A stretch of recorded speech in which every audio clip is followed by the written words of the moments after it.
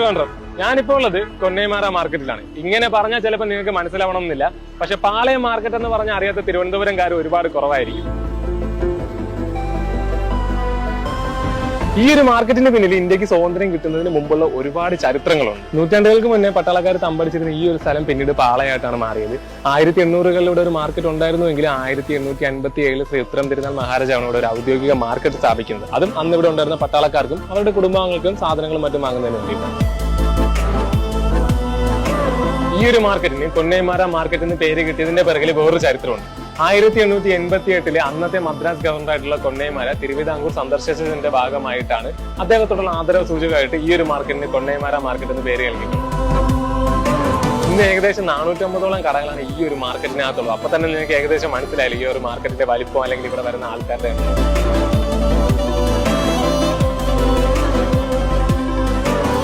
ശരിക്കും ഇതൊരു മാർക്കറ്റ് മാത്രമായിട്ട് നമ്മൾ ആരും കണക്കാക്കരുത്. കാരണം തിരുവനന്തപുരത്തിന്റെ ചരിത്രത്തിന്റെ ഒരു ഭാഗം കൂടിയാണ് ഈ കാണുന്ന കൊന്നൈമാറ മാർക്കറ്റ്.